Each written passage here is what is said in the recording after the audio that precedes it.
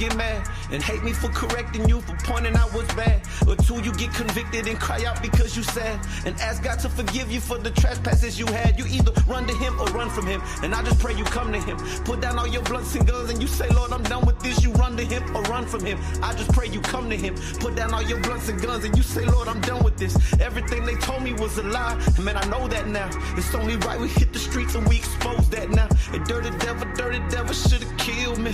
Hey, Holy Spirit, come and seal me. Fill me with new strength again.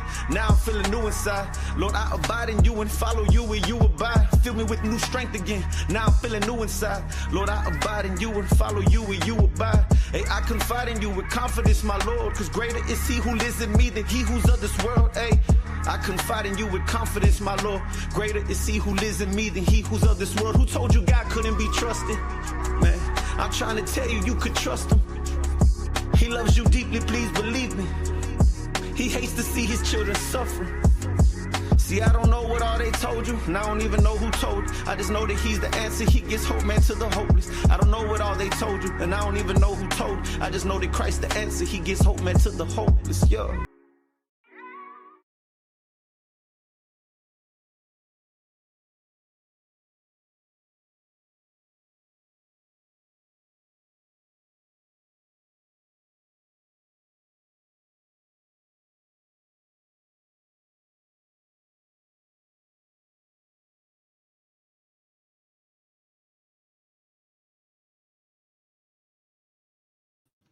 All right, let's just jump on into this. Welcome, everyone, to Beyond the Veil. I'm excited about tonight, but let me go on and tell you, okay?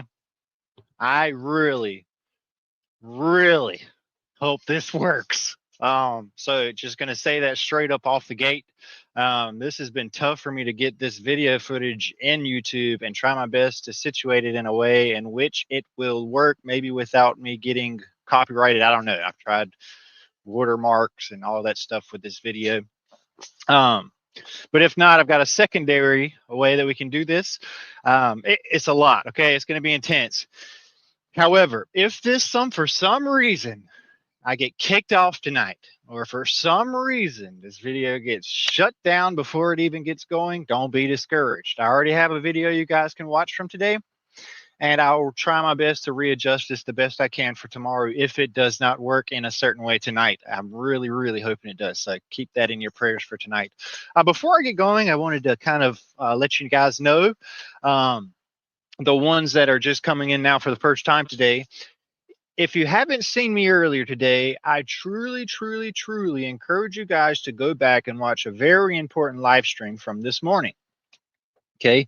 It was a surprise to me, surprise to some of you. I was actually going to do this live last night. This one that I'm doing right now I was going to do last night, and then I was going to put it off to in the morning because of technical difficulties yesterday. And then overnight, you know, God just put it on me real hard to put out that video for this morning about the tsunami. Okay. Very important for you to go and watch that video, especially if for some reason you get kicked off this video tonight. Okay. And where that is let me pull up a different one so this one don't go away. Where that is here. You would come to my page. Let's see here what we got. All right. And this here is the one you should watch when you get a chance. The final warning. All right. You can find it both on my home screen, the video section, along with the live stream section. I've been posting to both just to make sure it's easier for you guys to watch. Okay. So without, going any further than that, I want to make sure, thank you so much, Lacey Lavender. I want to make sure you guys do not miss that very important one, because tonight's going to be kind of a fun decode, I guess you can say, which ultimately is really not funny, some of this stuff, but you get the gist. All right. So there's all of that. Me and my family, we're in Texas for the next couple of weeks for baptisms and stuff too, and I'll be talking about that at the end of the video as well. So just be kind of pondering on that as well throughout this video. But now we're going to jump into this, okay? Like I say, I'm very nervous that this may get shut down tonight, because the last time I did something like this, like with this amount of video in it, was my Pinocchio decode. And I don't know if you guys remember that. I got kicked off like 3 days in a row, okay? And it was a lot of work, a whole lot going on. And I got kind of discouraged. So That's why I'm kind of like this tonight. Don't go forward. So here we go, guys. Here's this. You see, we don't have that many slides tonight compared to usual. All right. All these slides here we're going to go through. However, some of them aren't really anything for you to worry about. Okay, like this one's getting exit off. This is the video, and this is another video in case this one doesn't work. Okay, the first thing I want to do though here is, okay, I want to try this version first. All right, so I'm going to need some help with this one. Okay, I need to know if you guys can hear this audio playing. I have it fast forwarded. I have it going, at a quicker speed, so that maybe it won't get, copyrighted and stuff like that. And before I go any further, this is for entertainment purposes only, YouTube. So I need to know if you guys can hear this. The Simpsons. Oh, already. Hold on one sec. Let me. Good gracious, it never fails. Let me try this again, okay? And it's worked earlier. Why is it doing this now? Please. Okay. Now, tell me if you can hear this. Sweet. All right. Awesome. That's what I love. Okay. Somebody said no, but some people said yes. I'm going to go with the majority for right now. Okay. So let's put this in a little bit faster mode so we can kind of get through this. Somebody said no. Somebody says they hear me. All right. I'm going to try this again. I'm going to push play. Just tell me if you hear this audio.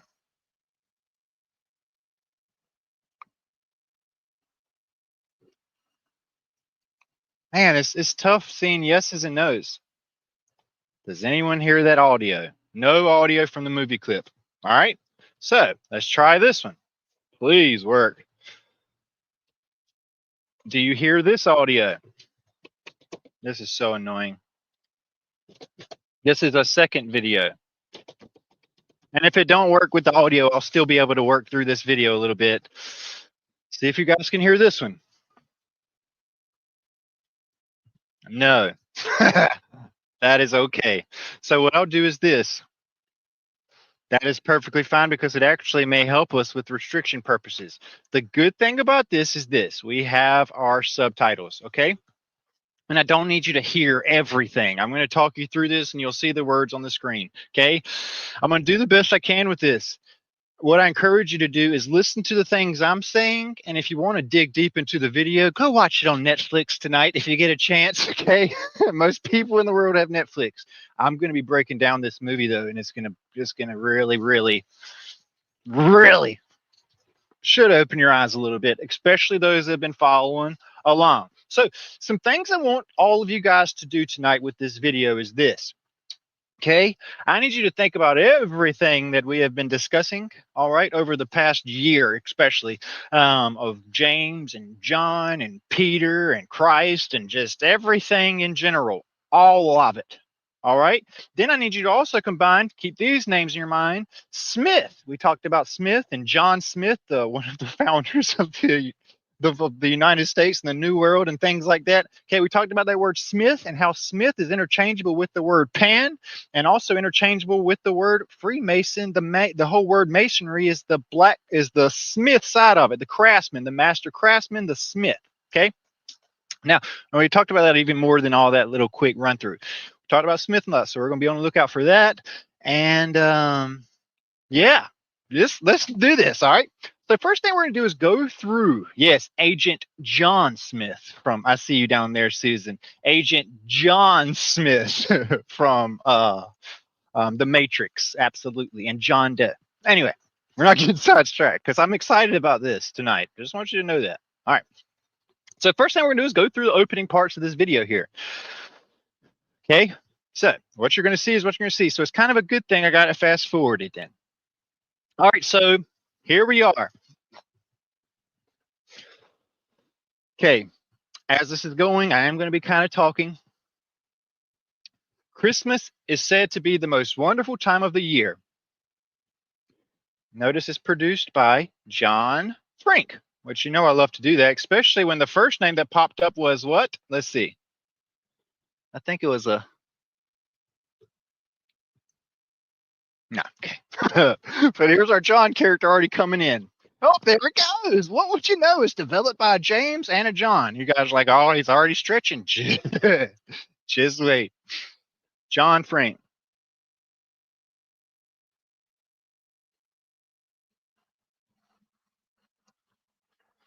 Okay, so brief synopsis. What he's looking at is just a smogged out, rundown Springfield. Everybody's stuck in their phones. Everybody's like all in their fields, okay?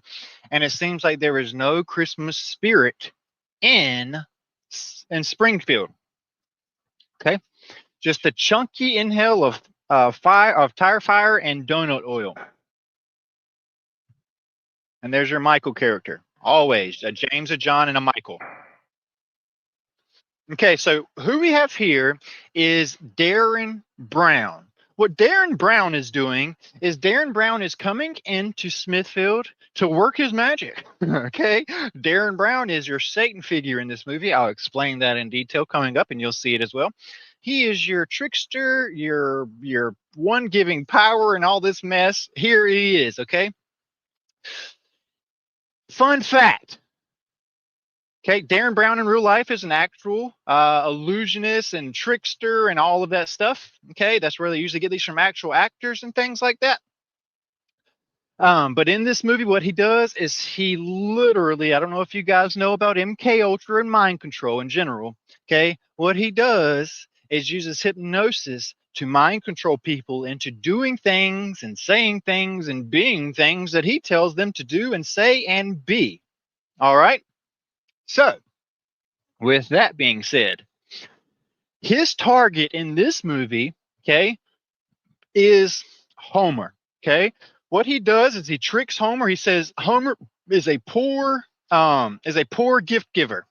Karen says she just watched this. Yay, Tracy told you to watch it before the show. That's awesome. But anyway, what he sees is that Homer Simpson is a very poor gift giver. So he wants to do something to change that.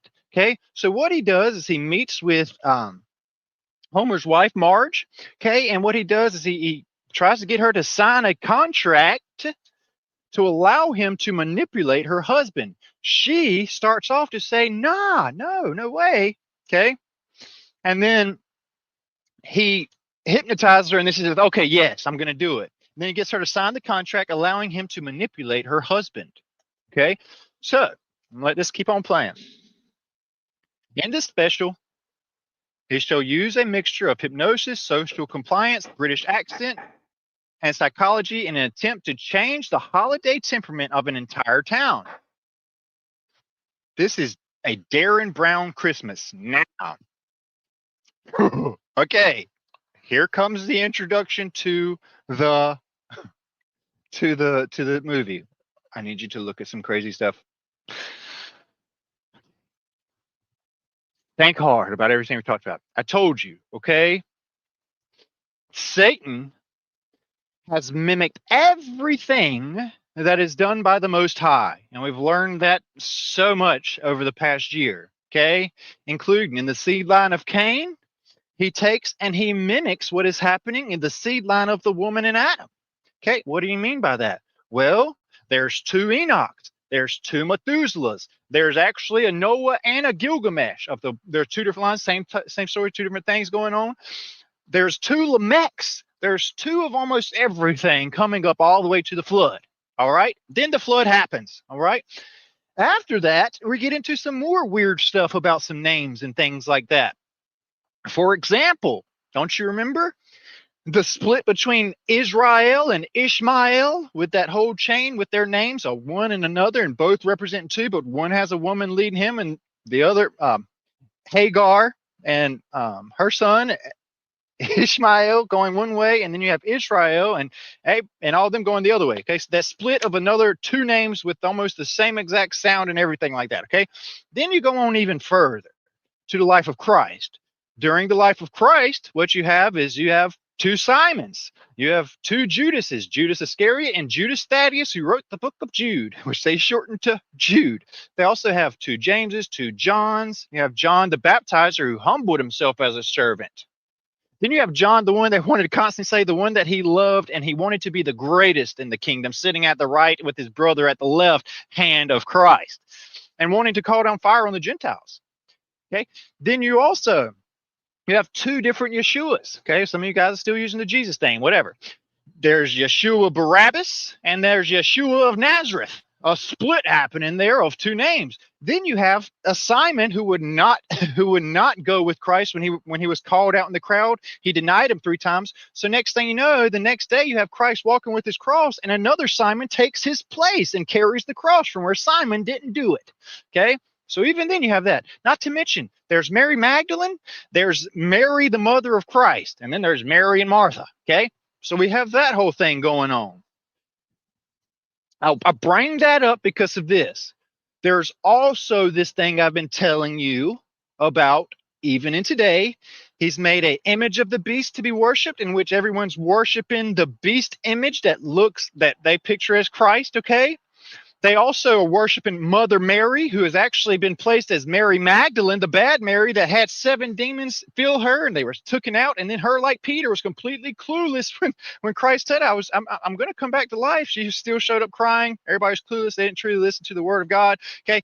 And then everybody's putting that whole spew later with the Catholic Church of Christ and Mary Magdalene, which is baloney, came together, and they had all this whole future and mess like that. Okay. So there's a good Mary and a bad Mary that took place. Lots and lots of crazy stuff. But there's also this, okay? There's also Satan and Lilith, which is taught in Tales as well, with them being a dark side version, a bad side version, a bad version, like the dark side, meaning completely different being. Like Satan and Christ are 2 different things, but what I'm saying is they're opposites of each other. You have Satan and Lilith and Adam and Eve. Okay. Now, you also have this. I want to show you something. Have you ever noticed? Have you ever noticed the ghost of past, present, and future is Diana, the light bearer, if you want to be specific, with her little torch of the past? / Lucy in the stars, / Nimrod, who lost his shaft and became a she, / Osiris, who lost his shaft and became a he. And then you got his shaft erected all over the place with fertility worship. Okay.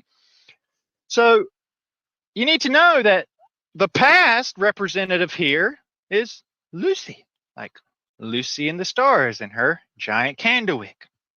And then what you have here is this false image of Christ being the present, the gift. Okay, the ghost of the present. All right. And then you have death himself. All right. So I want to make sure you understand this. There's the woman and the dragon and the Antichrist. Okay. Just as mentioned in the Bible, a woman, a dragon, and or Satan, and or death himself, and an Antichrist. Okay. All right here. And these are the false images that are worshipped in the world today. The Day of the Dead, La Muerta. And you have all of modern false Christianity worshiping this image of Christ. And then you have the Mother Mary worship. Okay. But I wanted you to see this because in this one, you have Mr. Burns releasing the hounds, which is his favorite saying.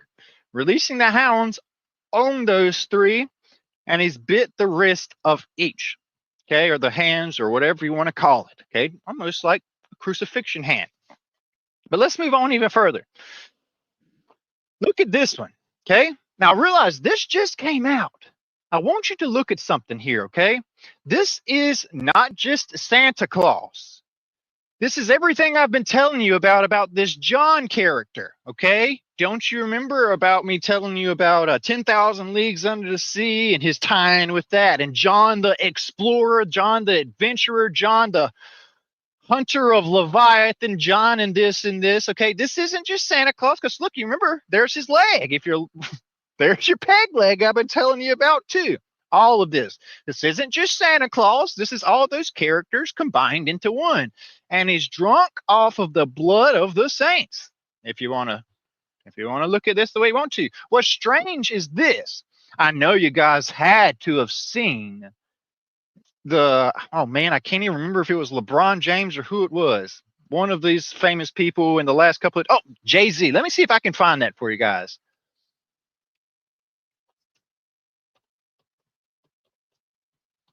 And this just came out. Like, everybody's just now seeing this and talking about it and stuff.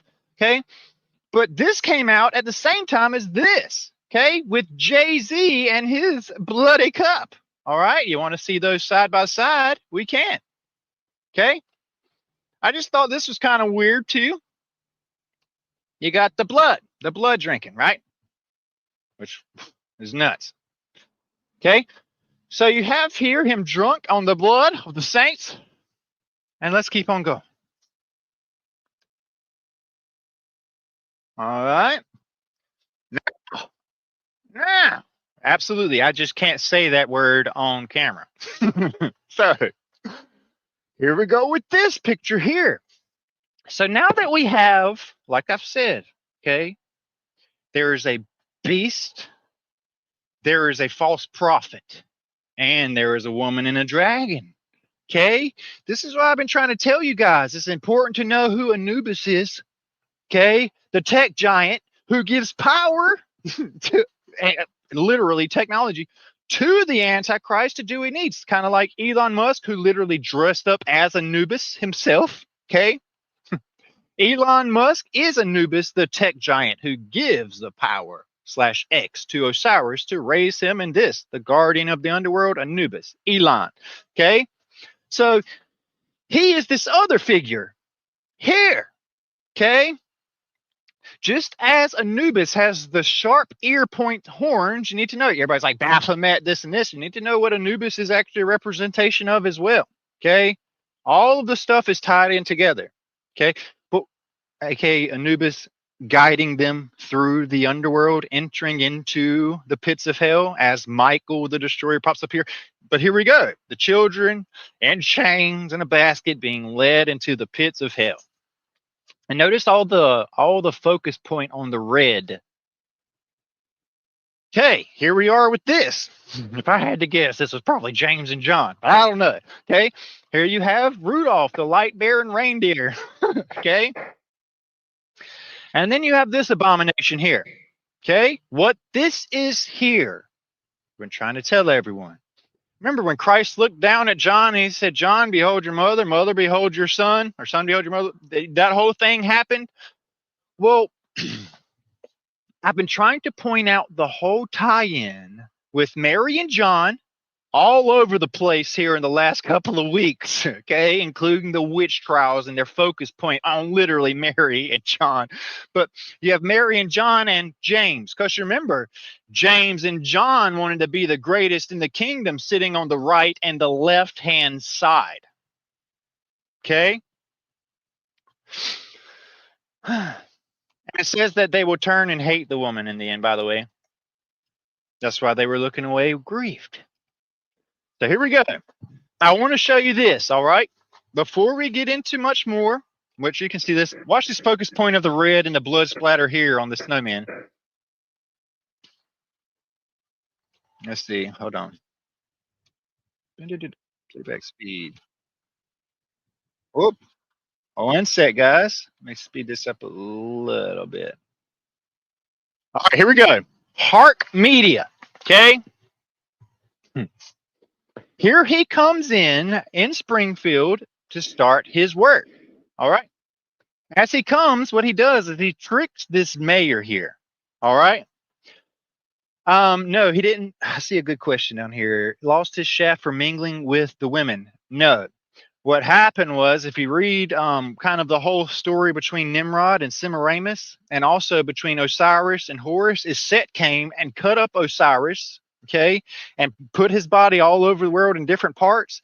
And his wife, Ishtar, or in the story of Nimrod and Semiramis goes and gets all those body parts and assembles them back together. She could get everything except for the phallus that was thrown into the mouth of a fish and taken to the bottom of the sea. That's why there's his phallus erecting all over the place, out of the sea, back on land. So there's that. So it's what I find funny here is this is a display of how media can sit here and twist and get what they want. So what he's doing is he's coming up to the mayor. He's like, look, I'm doing a documentary on the award that Springfield's just won. Really? There is no award, and they haven't won anything.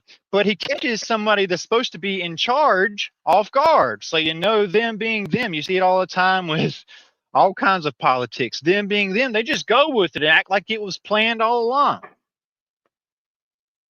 You know, Springfield being named the Christmasiest town in America. Winning a holiday makeover of Times Square? Oh, that award. Oh, yeah, we're thrilled. An honor to be the award. So you need to know he got tricked and he's just going along with it. Just shows the manipulation of politics. It rattles him and makes it easier for him to manipulate. Okay? So now let's go on even further. I want to kind of get to the gist of things. I don't want to go through this whole movie. All right. Okay. All right. Yeah, this is a good spot. All right. So here's this guy. This is Gil. Because you know, there's always that focus on the fish coming out of the sea as a hero. But anyway, this is Gil. And what Gil is he's trying to get the courage to call his family for Christmas. But he's running out of time, and he's not had the confidence to call his family. I guess it's been a while and things like that. So, because the government watches us through every single camera lens you can imagine. For example, they're watching me right now as I'm talking to this screen. And if I pick up my phone in front of me, whether you like it or not, they're going to see you through the screen whenever they want to click their little buttons wherever they are. I don't care how private you think that you are. When you go into anywhere, like any store or anything like that, if there's a camera, they can get access to it and see you everywhere. And your vehicles, don't you ever wonder why OnStar has the camera sitting right up in the mirror where it's looking right at your face? Yeah. Okay. They're looking at you constantly. Then at the stoplights, they constantly have their cameras shine down there, not just for speeders, but to see your face, to see what you're doing. Face recognition software is not just a China thing. It's just a not known thing here in America. They're watching you constantly. So they're watching this guy, and he's like, I need to do something to lift his spirits. So what does he do? Let me say this. I truly believe that this world is full of what people call NPCs. By NPCs, I mean a body that has been just taken over and or just is being used by the enemy in general, and that's it. Or either a soulless being in a mask, aka a reptilian that wants our souls so they can have it, and our creativity and all that other stuff that we've kind of touched on. Okay? So what he's doing here is he's using someone, a paid actor, because you know the world's a stage. The world is a stage. And you know, like all this mess happening with politics and like this guy got assassinated here and this, that is all staged. Okay? And here's what happens. He calls in the lady, says, deploy the baby carriage. She takes a baby carriage, she puts a watermelon in there, and she pushes it down the hill. He trying to make him like a hero. Are you okay? I'm fine, but what about your... Hey, so here's this. She acts like he saved the baby, when it really was no baby that got hurt to begin with, okay? Like, it wasn't even a baby in the car, it was watermelon. Whose baby is this? Okay? But they only did this to boost this guy's confidence, to make him feel good about himself, to make him feel real zealous and do what he needs to do. Manipulation.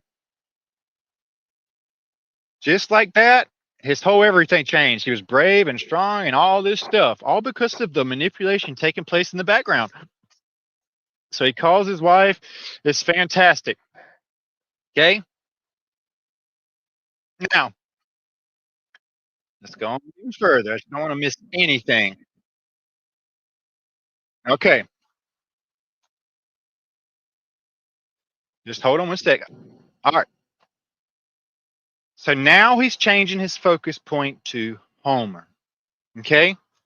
Before we go on any further, I want to start doing some breakdown names of some people.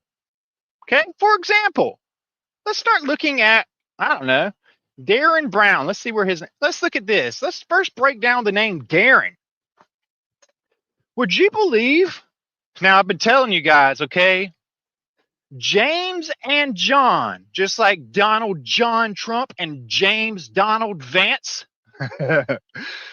both of them are now wanting to make America great again. I didn't mean to do that with my hands, by the way. That's just wanting to make America great again, okay? And James and John in the Bible, they wanted to be the greatest in the kingdom, all right? It's strange that the word Darren literally means not just one different language, but 3 different languages. Darren means great. Great. And great. All right. So I want to show you just that part of his name, but maybe there's another part to his name that people aren't really truly looking into. For example, his name's Darren Brown. Well, check this out. In Christian context, brown can symbolize spiritual death. Okay? So, let's think real hard. Darren Brown means great death.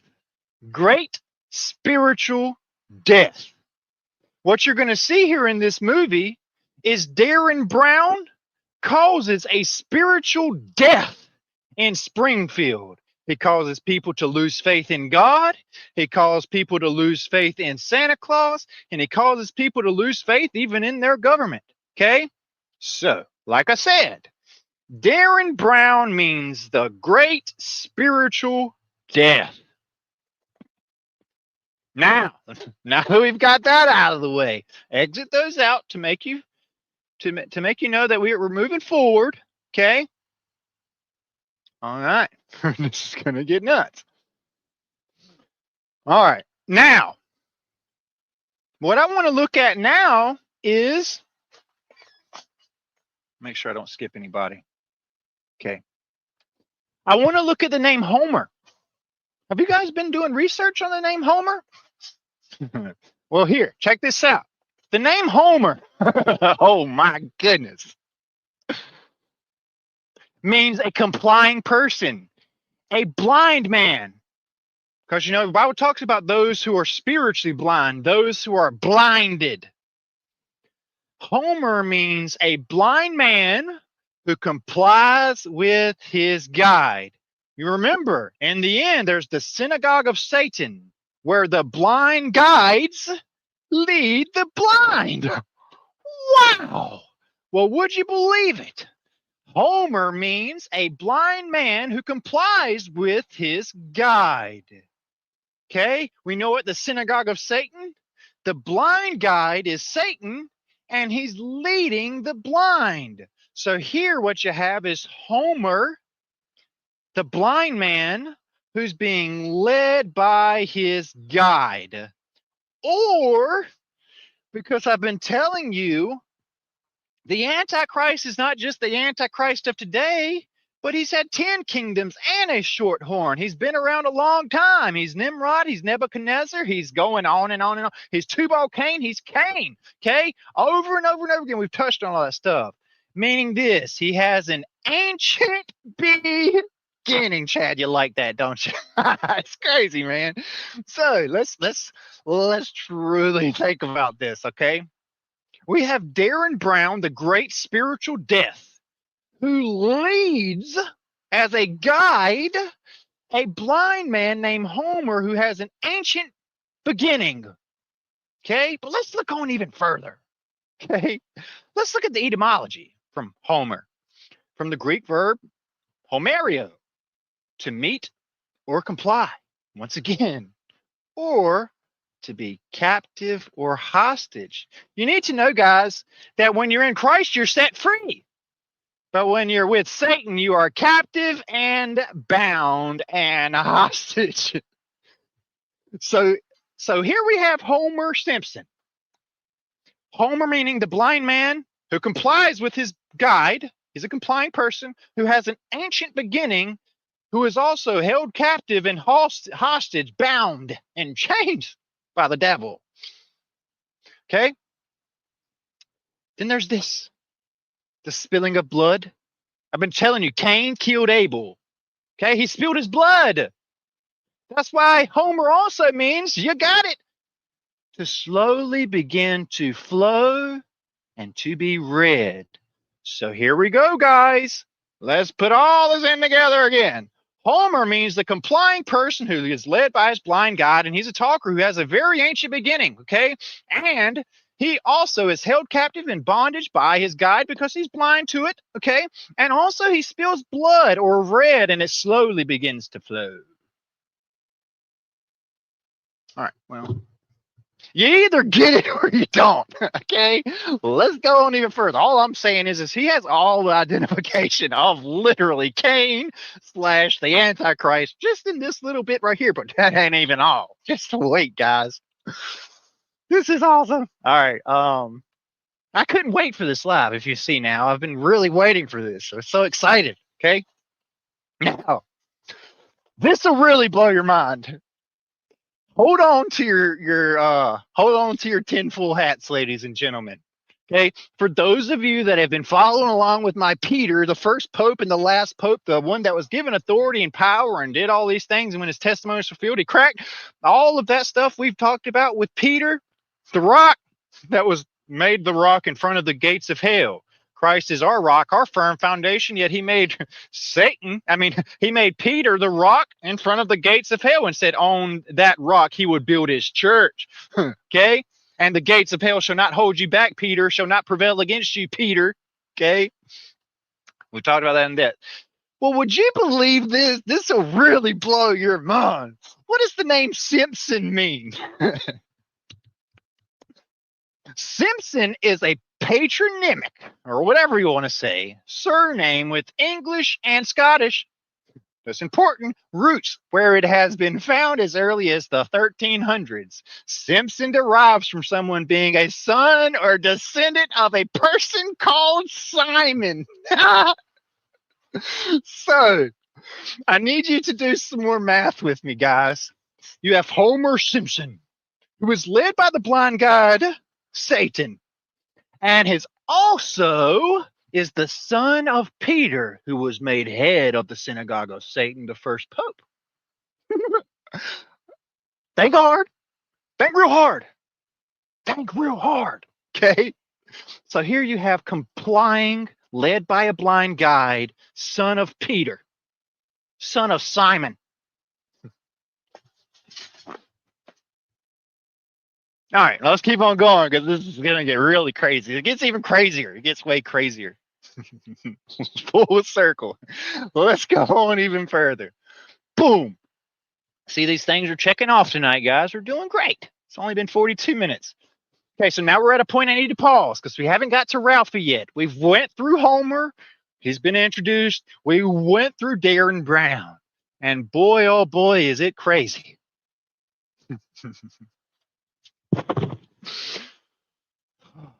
Here we go. Now let's get back to my movie. Where's that? Okay, over here. All right, guys. Pause. You're like, you ain't even pushed play yet. I want you guys to really, really, really, all throughout every single episode of The Simpsons, truly think hard about what Springfield truly represents. Your power. So we're going to keep on going forward here, though, guys. I don't want you guys to. I'm curious to if you guys. I mean, yeah, it's okay. You'll get it. I'll talk through it. All right, so here we go, guys. Let's go on forward. Here he is, looking through screens and monitors, watching Homer. But wouldn't you believe it? He places a blue box in front of Homer for him to find. Because he wanted to. I want to make sure you heard what he said. Well, read you it.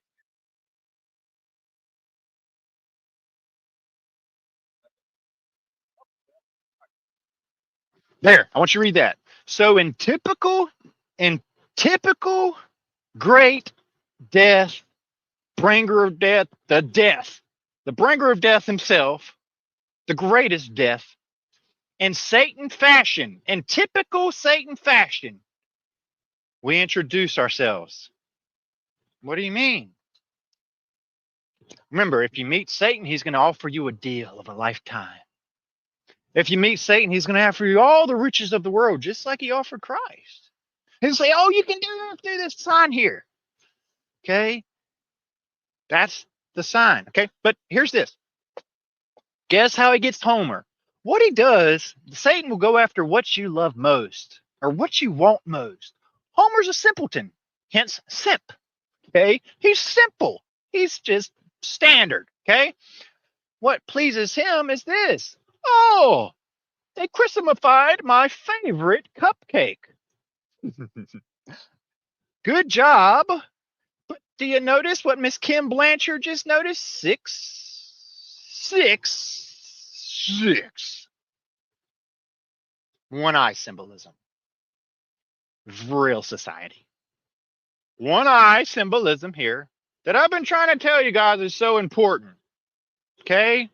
Katy Perry's little winky problem, Justin Bieber's little half-face problem, okay, that he wants to blame on stuff.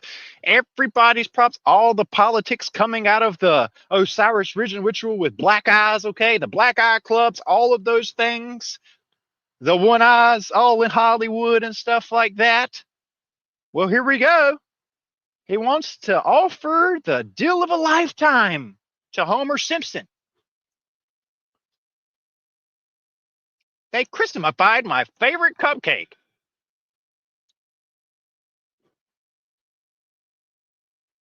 The box starts laughing an evil laugh like the devil. Homer, now realize he's not falling in. He's going down a tunnel. Down where? To the flames. You see it?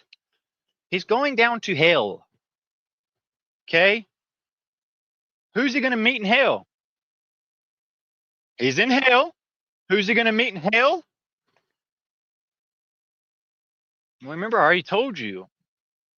He's going to meet the great death, Satan. So he goes to hell. And Satan, he's like, hey, I'm the bringer of light, and I will make things good and beautiful for you, and it'll be okay. So he says, Homer, you're perfectly fine.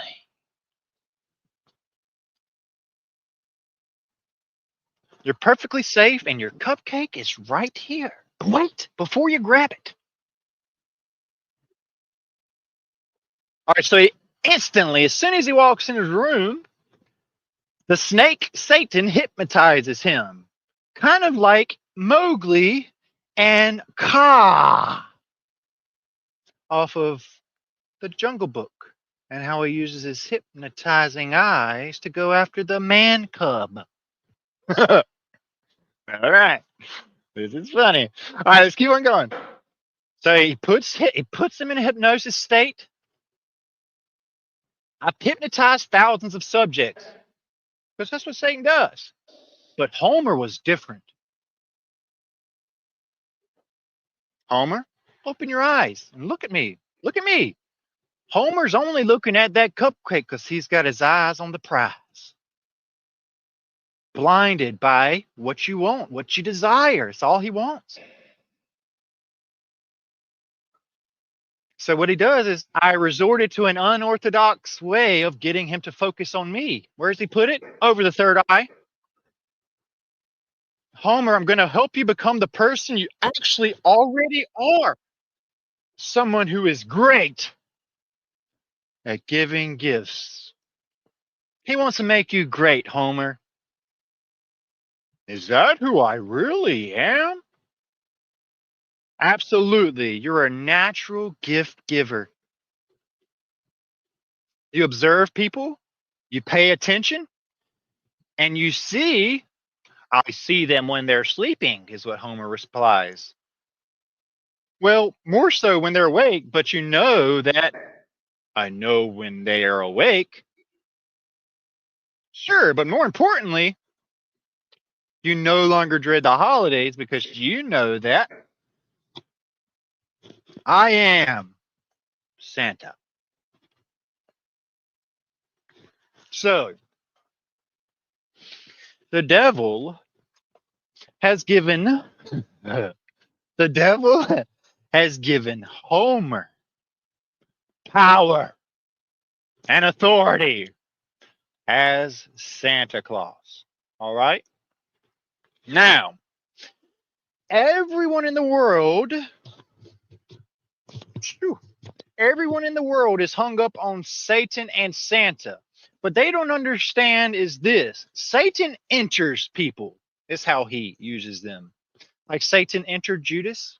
And also, we know that when Christ was standing in front of Peter, he literally called Peter Satan for saying something that Satan would have said. You see that happening. All right?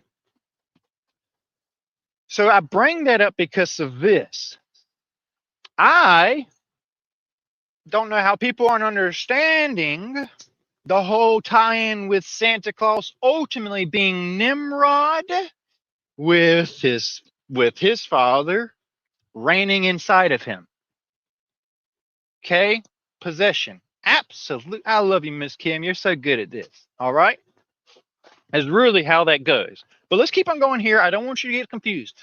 Homer, you're not Santa. You're just a regular person who gives nice gifts. Watch what he does. All right, just a regular guy.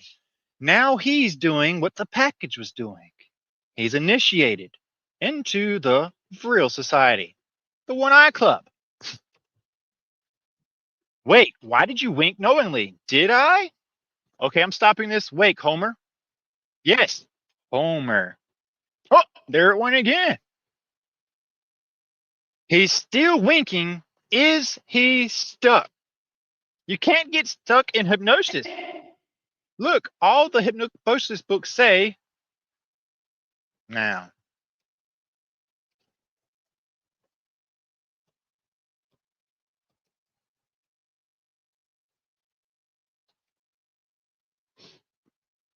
This isn't just a Katy Perry thing. But do you guys want to talk about the eye stuck problems? We can go with just this. Let's say actually I don't want to get sidetracked too much. Okay, but you already know where that's going. All right. Now, let's keep on going here a little further. How to hypnotize as he shoots lightning bolts from his hands.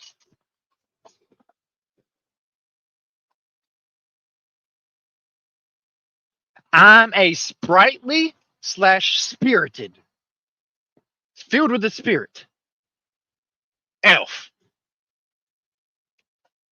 helper of Satan. Okay, so you need to know he's not just identifying as Santa with the wink eye,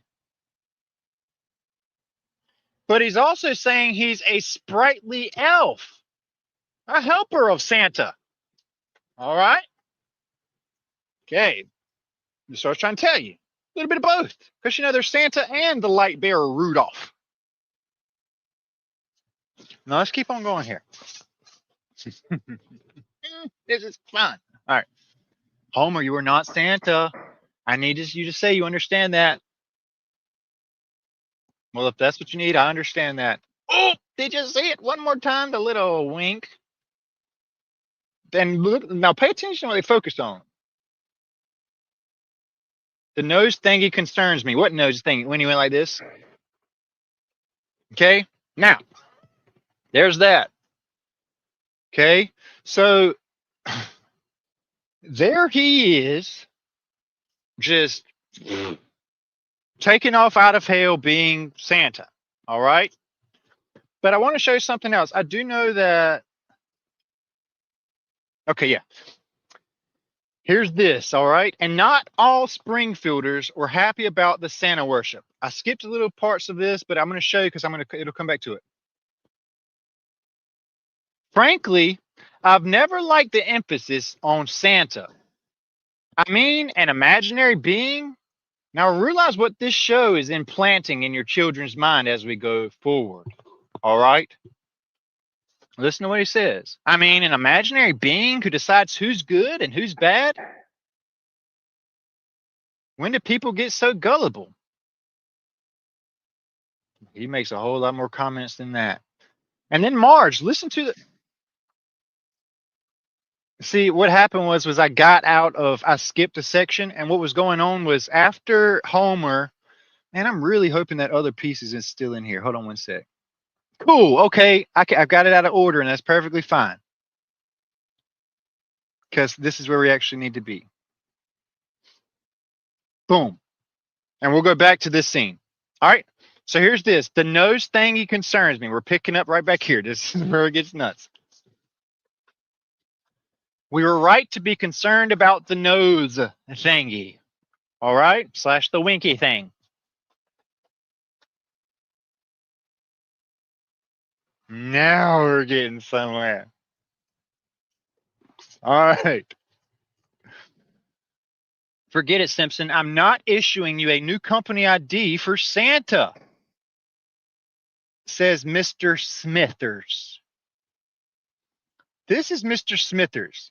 Now, I'm going to bring up some points to you tonight because it's stuff I've been bringing up a long time for you guys to really understand. Remember, Satan mimics everything the Most High does. Christ sends you out to be a hand and a foot, not a hand, a foot, an armpit, an elbow, and a kneecap, and all these things. He only mentions as a hand and a foot, 1 or 2. He sends them out in pairs, 2s. Okay, that's how they're sent out into the world. That is seen by the 70 some. He's sent out doing healings and miracles during that whole thing. They're sent out in 2s. That's why it was always Paul and Barnabas, or Paul and Silas, or etc., etc., etc. Peter and Paul. It doesn't matter. They came out in 2s. Okay, that's why I've been trying to tell you this. This is why it's important to know the time we're in today. It's got the 4 quarters of the earth, as mentioned in Revelation 20, split in half and at war with one another. And he calls the 4 quarters divided Gog and Magog. Okay, and what happens here is you have on one side of the 4, you have the 2 continents on one side. What's being ran over there is the synagogue of Satan, claiming to be Jews but are not. Okay, and with that you have the false prophet speaking out of the mouth of the basilisk, the snake. Okay, St. Peter's basilisk, St. Peter's snake. Okay, the false prophet over there, and he is reigning with King Charles, the red dragon. Okay, so over there you have a leader and a follower. Okay, so that means on the other side you also have to have a set of 2, hence James and John.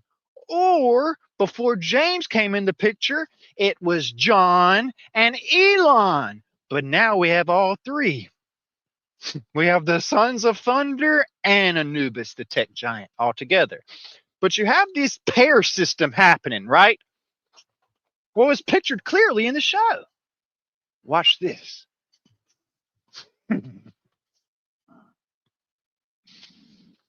Good idea. Can't let the muggles, now he's calling everybody else normal people, know who I am, because he's considering himself a wizard now. You'll see that now in some of the other stuff I'll pull up. And this is for you. So he hands Smithers a thimble. Okay. This is Mr. Burns. Okay. He is the one in charge of Springfield. Okay. Mr. Burns, his partner in crime is Mr. Smith. These 2 are the pair. Another pair. Here you have a Mr. Burns and his partner, who's under him, Smithers, who work hand in hand together. Okay? What happens here is Smithers gave him a bagel, but he don't like the bagel, so he comes back, but Smithers is holding a thimble. But he sees the thimble and mistakes it as Smithers is giving him a thimble for a present. And even though he wasn't, he just goes with it. And so what it was this was his favorite toy as a kid. And it caused Mr. Burns's heart. The thing that he loved most caused him to actually fall head over heels as well. Grew 3 sizes that day. All because of Mr. Smithers / John Smith. Now we're going to look into those two names real quick because this gets crazy as well. All right. Okay. The word Smith, I've been trying to tell you guys, the first Smith in the world was Cain. Cain was the first Smith / master mason / stonemason / stonesmith. He was the first Smith in the world, okay? Given the ability to do all those things due to the fallen angels, Gadriel, and all of those who introducing the forging of steel and the making of weapons and things of that sort, okay? So the word smith, it means a worker in metal or forging, or however you want to take that, a builder, a blacksmith, a worker of metals, okay? All of those things tie in with Smithers, okay? But I want you to also look at his first name because he's got a double meaning. Check this out. Where's the what? Oh, Waylon. All right. Where's that? Hold on one sec, guys. I just want to make sure I didn't exit out. Okay, there it goes. Guess what Waylon means? Because his name is Waylon Smithers. So Smith means craftsman / forger, steel, all of that stuff. Well, guess what? So does his last name. It also means craft. Okay? Same thing here happening. Waylon, we have the crafter and the cunning crafter right here. Okay? So Waylon Smith literally means crafter, smith or crafter. You have the craft. Okay? Both of those are focused on his craft. And he's working with Mr. Burns. Okay? That's that pair of Mr. Burns and Waylon Smith. Okay? Exit that out. Okay? Now let's look at some other things.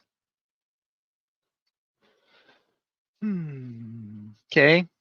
Waylon Smith. So for those of you that don't know, I just want to do a little recap on this. Just make sure you understand that I'm not stretching this about him serving Mr. Burns constantly.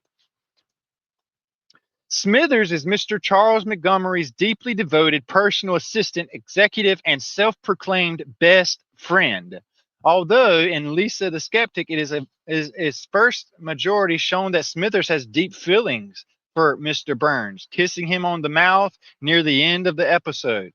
Burns, however, rarely views Smithers as worth any sort of genuine worth or care, as much of the humorous dynamic between the two characters comes from this tension. Early on in the series, it was established that Smithers has a powerful crush on Burns. He's obsessed with the dude, okay? Serves him blindly, just like Homer serves blindly. Both of them. Okay? Now, I bring that up because of this. I see a James and a John character already, and a Satan character overshadowing, pulling the puppets. But let's move on even further than this little bit here, okay? Now that I've got Waylon Smith covered, I want to get back into the show because we got to get going with some other things. Watch this. Everything just takes off. All right, guys. What's the significance about John Smith? Okay, in the New World, you should know. Well, guess what about this Smith? Smithers was the first to believe in Homer / Santa / Antichrist. Homer, and you have this Smithers character working right underneath him. Because remember, it's a James and a John. Both of them wanted to be greater and this and that. James made himself James the Great. Literally, as he was the first martyr, wasn't even Stephen. It was James who made himself James the Great and went over to where? Well, I've been trying to tell you, the Nordic area. That's all founded off of James. Spaniards, all that. That's all founded off of James the Great, who made himself great. Okay? So the first one to believe in Santa Claus was John Smith, or Smithers here. Okay. And then, it says word for word, he's going to mimic what Christ did and trick everybody and deceive them. Remember how it says Christ says he calls the children on to them and says that we should come with a childlike faith in this? Well, it says the children believed immediately. And just like the pictures you see of all the children coming to Christ and sitting in his lap, well, there they go. Now, remember, Darren Great Death has went and sent Homer out on a mission. So Homer's by himself. Homer has to get that second hand or foot. What does he do? I've been trying to tell you guys. The Freemasons and the Shriners / the Illuminati are the hands and the feet of the synagogue of Satan, going and doing the will of the devil and causing his deception in all the world, okay, are the Shriners and the Freemasons, and they are being controlled by the Antichrist, who has power to manipulate them to do so. Okay, now here's this. So here we have Ralph. Okay, one special little boy decided to join Homer in his delusion. My head talk, meaning something in my head, told me, I'm your elf. I'm your servant. Just as Homer claimed not to just be Santa, but also a sprightly elf, a servant of the one we were talking about. You also have him saying that he wants to be an elf to Homer / Santa Claus. Okay. Would you believe what he does? He puts on his Shriner's hat. Okay. His fez cap. Do you know what that is?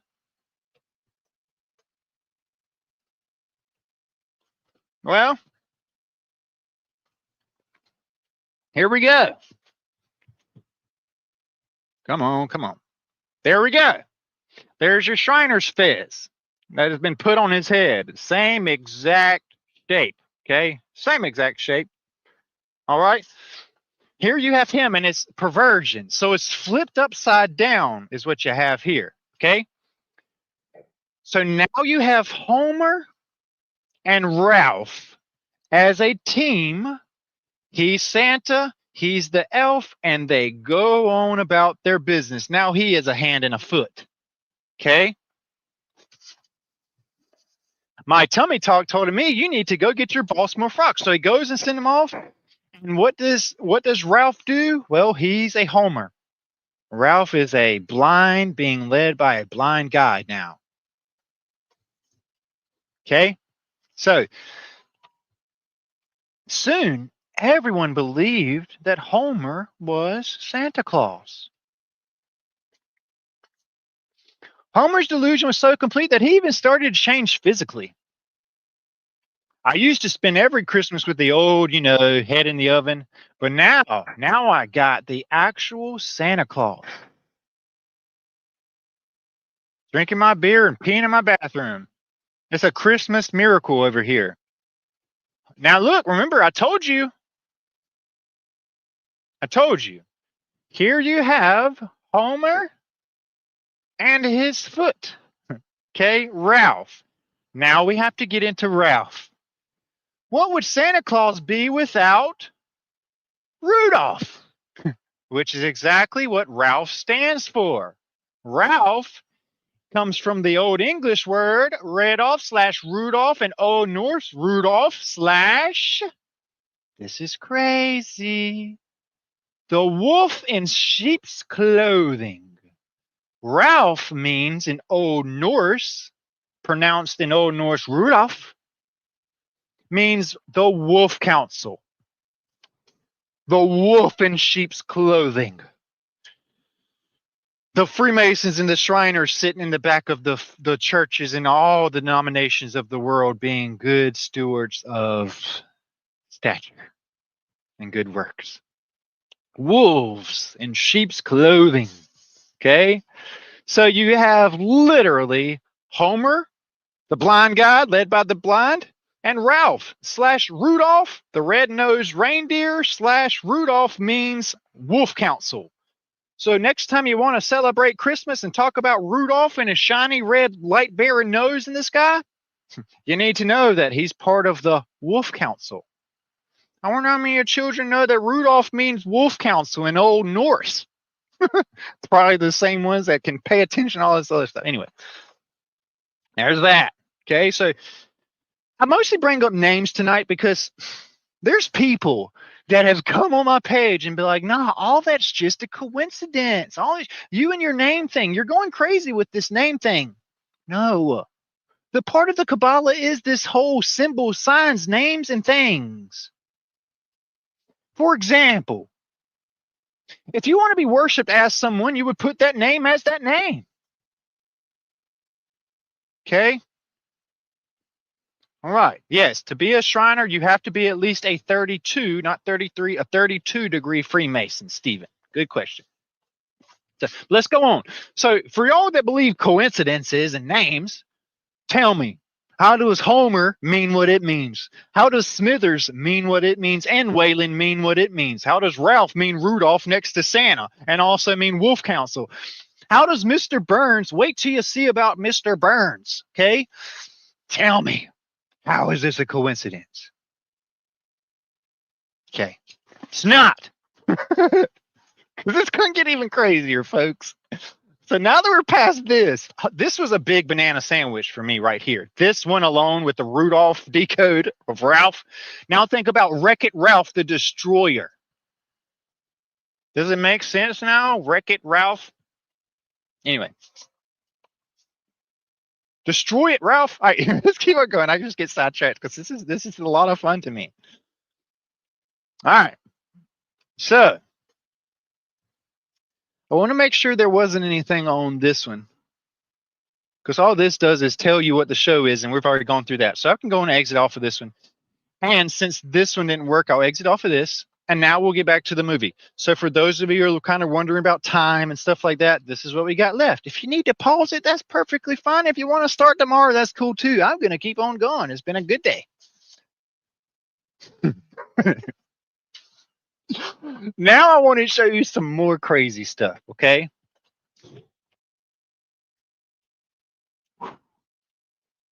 Every one of these had their first appearance in Simpsons roasting on an open fire, okay?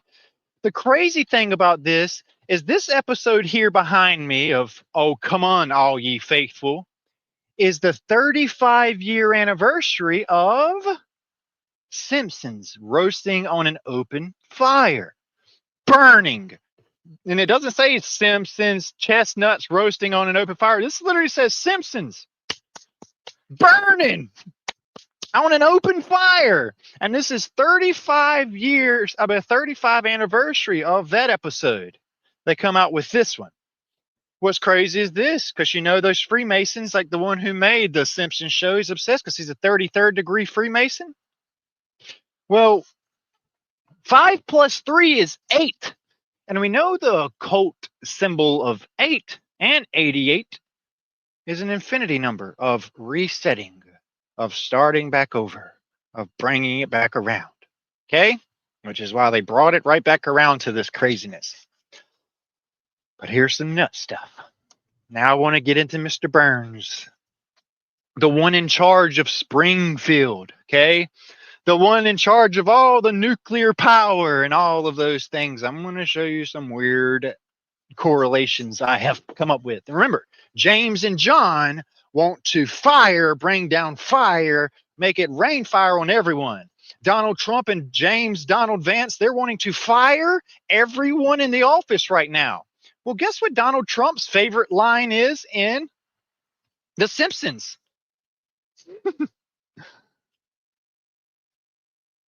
Where is it? Anyway, where is it? Maybe it's not this one. Anyway, it's "you're fired." Okay, is Donald Trump in that show's favorite saying. Okay, there's even more than that. Just hold on a second. This truly may open your eyes a little bit. Let's do some comparisons. All right. For example, let's start off with just a simple one. All right. According to this, Wizard, I've been trying to tell you the importance of that. Wizard Magazine rates Mr. Burns as the 45th greatest villain of all time. Okay? Do you know what's nuts? Is Donald Trump is the 45th president, and he claims to be the greatest of all time. Strange. And then what we have is this. There's even more. Okay? I just want to make sure I don't miss anything on this one, because I got a whole other one pulled up. Well, this one had the 45 thing, I think was all this one had. But watch this. Watch all these other comparisons.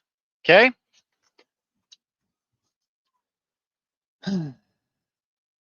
Here you have Mr. Burns, whose line is also, "You're fired." And also him calling Smithers constantly and "release the hounds." I want to tell you something, okay? I've been trying to tell you guys, Apollyon / Abaddon, the destroyer, is the one in charge of the bottomless pit and allowing the things to come out of the bottomless pit, aka release the hounds. Okay? So Burns here, he's the one who releases the hounds. Hence what we saw at the beginning of the movie of Mr. Burns releasing the hounds. All right? Strange. Okay? But here's some other things. Watch this. Charles Montgomery. Now, I hope you're seeing this. I told you guys there's a Red Dragon character, King Charles stuff going on. Just wait. Charles Montgomery, Plantagenet Schnicker Grubber Burns, also known as Monty Burns, Montgomery Burns, and CM Burns, and Mr. Burns. Pause. I've been telling you guys, Donald Trump also goes by 4 and 5 other names.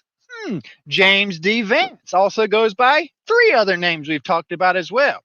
Okay, so here's this guy also going by multiple names. And he's the owner of the Springfield Nuclear Power Plant. Pay attention to this. He's Springfield's richest, oldest, and most powerful, undoubtedly greediest, and meanest citizen. His net worth has been stated to be in the billions, and in one instance he is pegged at exactly 1,800,037,022. So, some qualifications for Mr. Burns also is this. Well, and by the way, in case you're confused, it says there will be many antichrists. Okay, that's why it's pictured all through this in its sections. But just wait one sec. Pay attention to this. Mr. Burns is the richest, oldest, and most powerful, and greediest and meanest. Well, what about Donald Trump? Donald Trump is the oldest, richest, and, well, he's a felon. So that would take all those other qualifications and put us in there to be president as of the 14th of November, 2024, when he was voted into office. Before that, it was Joe Biden. Now, Donald Trump, who is a few months older than Joe Biden, Trump is also now the oldest, richest, and first felon to be president.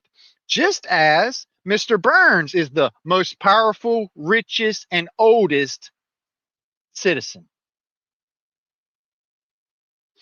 What's really crazy is Mr. Burns constantly gets his age wrong. Sometimes he claims to be over 100 and some years old in some episodes. Okay? On top of that, well, let me just pull some of this stuff up for you. Let's see what we got here.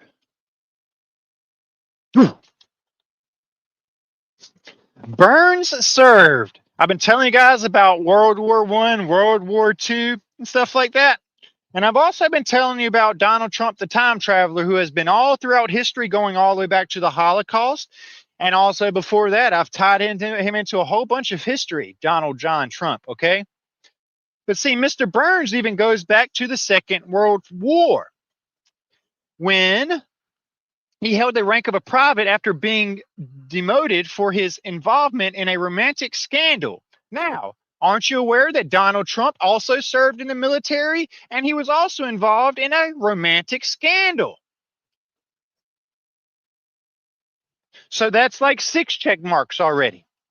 Now, Burns is proud of having a manufactured shells for the Nazis. Well, I've poured in all the bunch of options. I mean, all the bunch of tie-ins with Mr. Trump himself and that whole topic here that I got to be careful mentioning on YouTube. Okay. So there's that also. Because the shells, okay, yeah, so there's that. So I want to show you he's also tied into that. He saw action in the Battle of the Bulge, serving with Agent Abraham Simpson. So here we go with this. You have Mr. Burns working hand in hand with Abraham, son of Peter, as we've learned earlier, the second also. So there's that. So I want to make sure I don't miss anything outside of this. So he's also tied in with the nuclear power plant and all those other things. Okay, so let's go on even more. Look, do you know that Mr. Burns also has a criminal record, just like, you got it, Donald Trump? Strange. Okay, it's like check. Okay. Well, let's move on even further, because some people won't get it. Now that we've got that all put together of Charles tying also with Donald Trump, I want to tie in Springfield with a few things, okay? You know, Springfield has an obsession with the nuclear power plant and with being the greatest and also being the oldest, the meanest, and the felonist and all these other things, okay? And now not only that, Santa Claus himself lives in this town, is what they say, okay? But what's nuts is, let's start the show. You'll see. Watch. Start looking at the backgrounds with me, folks.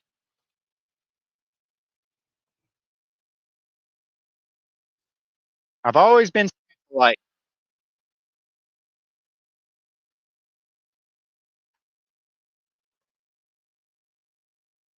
just hold on one sec. I want to make sure I don't skip anything.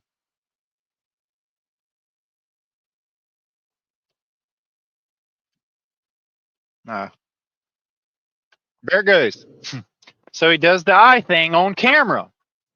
Just as what?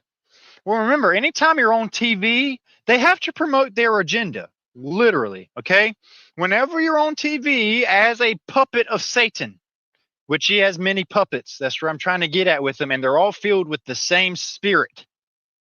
Okay? Keep that in mind. It says there will be many Antichrist, but there's only one final Abaddon, Apollyon, the destroyer. Okay? Completely different time. Okay?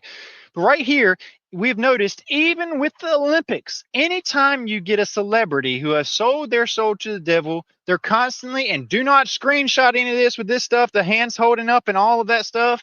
That's when they do that, and the eye symbolism and all of that stuff, and holding up the horns and all of that crazy stuff. Okay, is when they do that, is when they're on TV. So he had to go and throw that little wink in there as well. But then there's this. Christmas was at an all-time high. Read this. Welcome to Springfield, home of the actual Santa Claus. Everybody's wondering after Homer.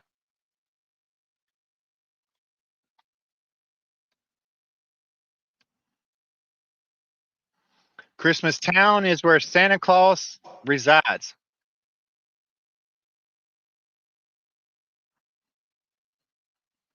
Listen to this guy. The Star of Bethlehem is the mothership, which will leave the naughty and take the nice to the North Pole. Need you to know what that is. The bright morning star, the morning star, the bright star will come, and he will gather the good, and he's going to leave the naughty behind, and he's going to take the good to the North Pole. Do you get what they're trying to tell you here? Do you know what he did too? As soon as he said that, he bit off the head. Oh man, that was nuts, and I don't know how I didn't notice that. Do you remember I've been telling you guys about the beheading of the saints that's coming? And the beheading of the saints is the great wine press. And what that is when our body separates and we're set on the sea of glass. Okay? It doesn't mean we're saved from death. It's all the blood is spilled of the saints, so that there's not one single voice left behind to cry out a word from God. Therefore, everyone who remains inside the city of Babylon afterwards, after all the others have come out and are killed at the gates, and their blood is spilled furlongs long, okay? The ones inside the city get double paid back on them for all the blood of the saints that was spilled outside of the city. It's the whole point behind it. So here they have their hero come in. They're talking about somebody coming and separating the tares from the wheat, and you have this whole decapitation of the gingerbreads, where we will become immortal, eternal beings. Like who? Rudolph the Red. Blessed be his shiny nose. Now here we are. Not everyone was happy about the Santa worship. Now we're going to get into some other stuff, okay? An imaginary being who decides who's good and who's bad? How does people become so gullible is what he says. Here's this comparison. Marge was not happy. She was not happy because all the kids were wanting to sit in her husband's lap, okay? Now I want to show you something nuts. Make sure I didn't miss anything. All right, so here's this.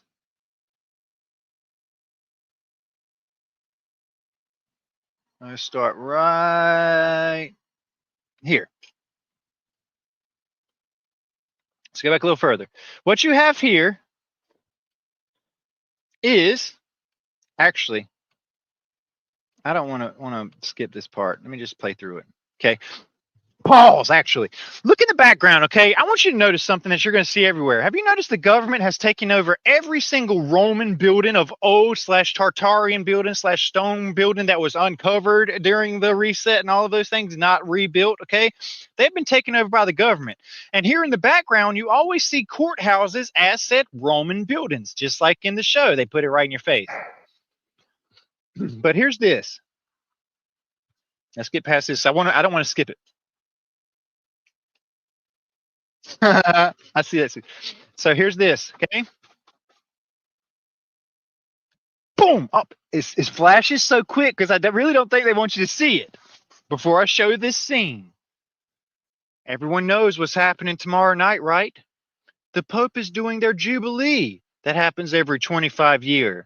And what's happening during that Christmas Jubilee going on over there is he is opening the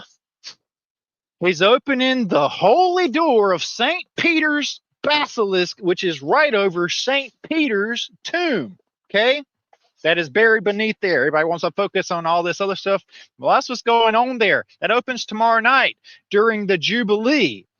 Well, guess when all this happened? Watch this. Pause. The night of the Christmas Jubilee, they have a special guest Santa, and they've got this Babylonian temple, okay, where everyone is assembled. Inside of this temple, they've got it decorated like a church, and all of those things decorates at Halloween time with a winking, once again, a winking Homer in the background.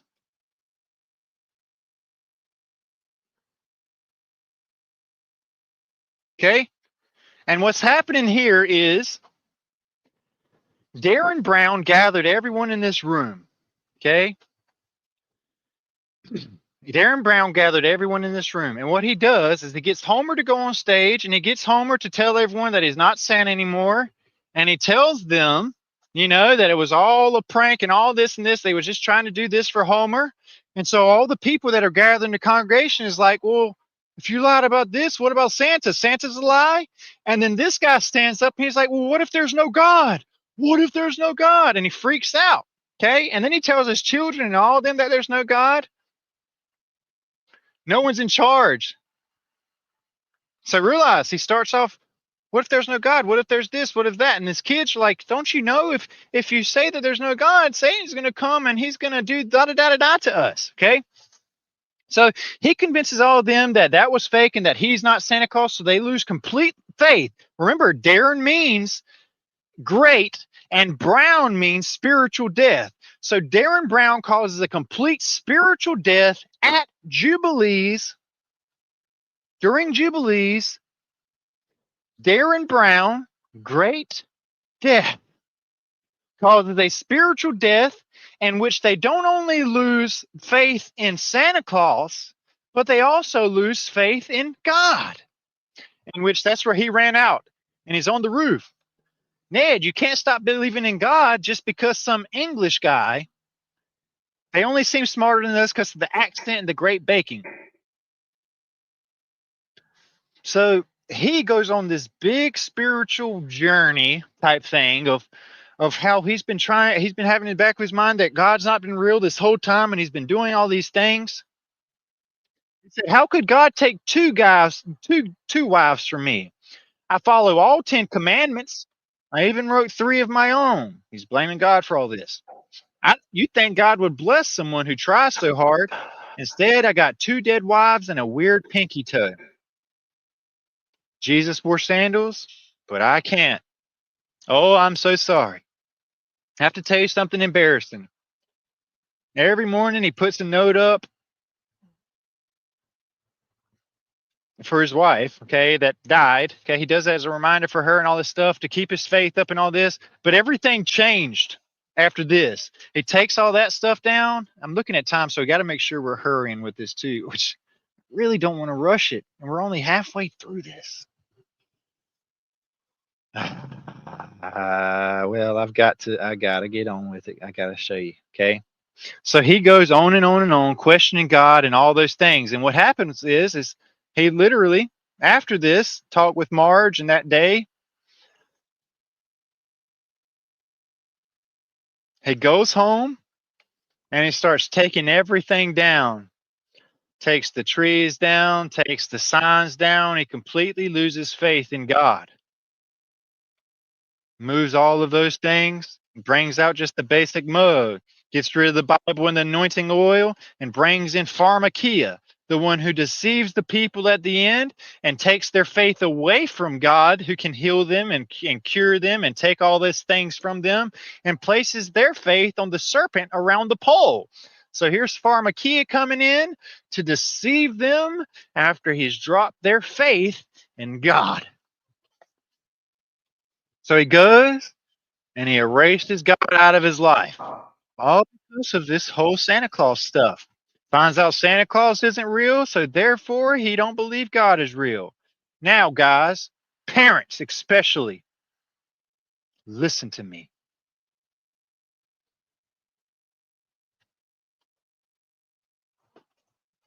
Let me tell you the consequences of what you've done to your children. And the reason why I refuse to tell Braden Santa Claus is real and do the whole Santa Claus thing with him. My daughter too. You need to know why Santa Claus has been brought up in these days, along with December 25th and all this other mess about how they're trying to confuse Nimrod taking credit for Christ. Taking Nimrod's birthday and putting it as Christ's birthday, when we know Christ wasn't even born in winter, not to mention December 25th. Okay?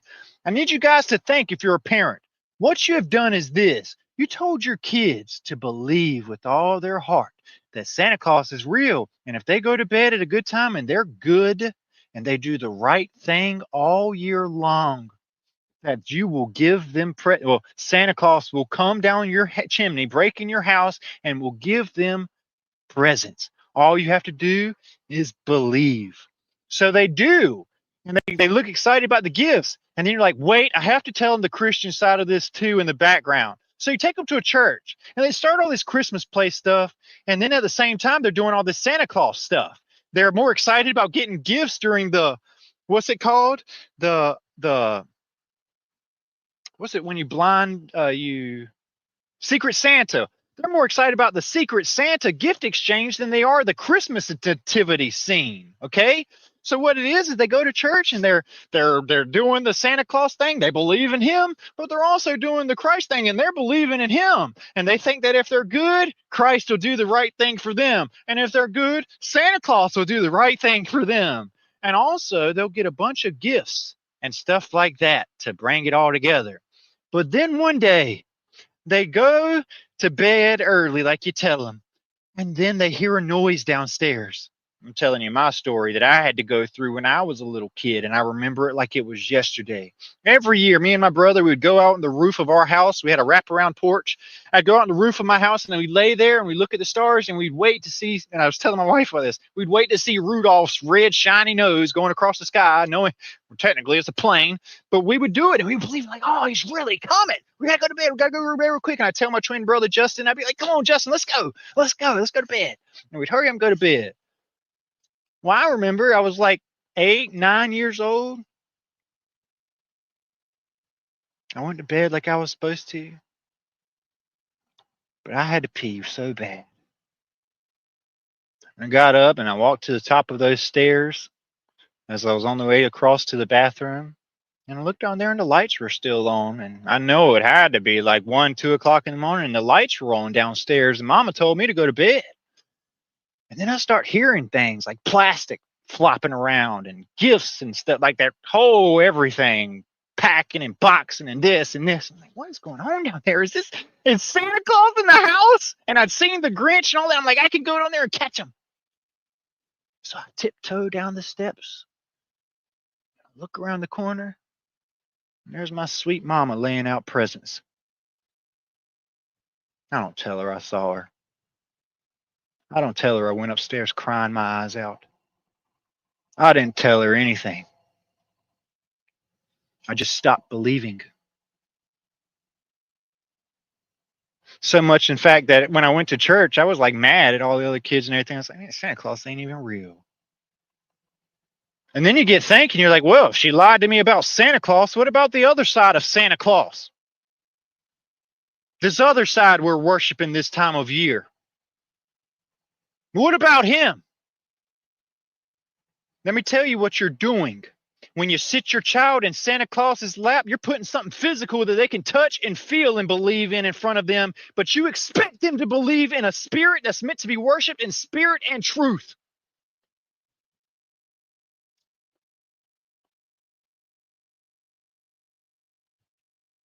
Shame on us.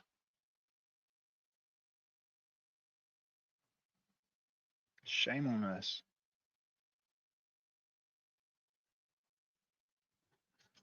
Anyway.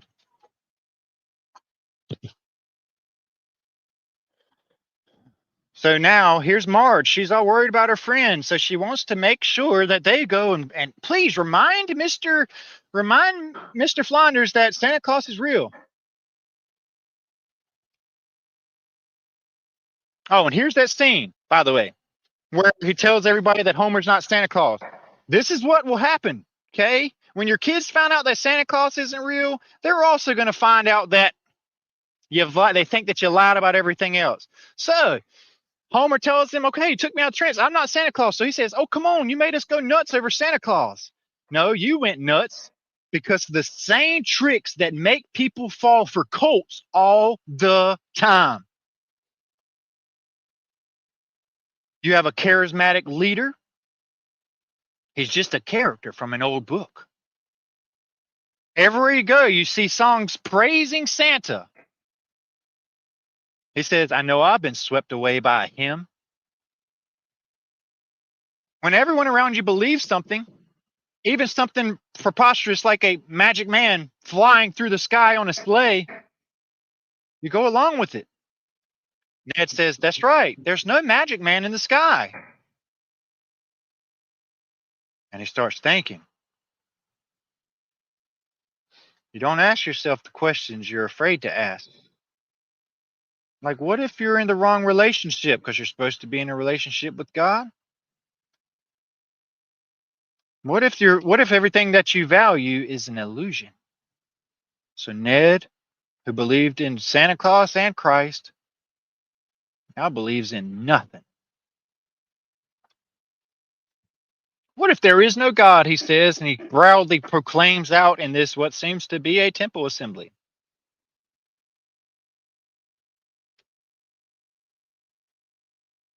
He says, there will be no heaven, there will be no soul. Oh my God. I mean, oh my nothing. So, they watch him through the cameras of everywhere. Darren Brown, the devil who has the eyes in the skies and eyes everywhere. Okay, hence the eye everywhere. He's seeing through his hosts, meaning if the devil is in someone, he can see through their eyes. Okay, so what he sees here, he says, okay, the whole "there's no God" bit, it's not very Christmassy, is it? Let's cut it, and we'll end on me saying Homer's back with some upbeat music.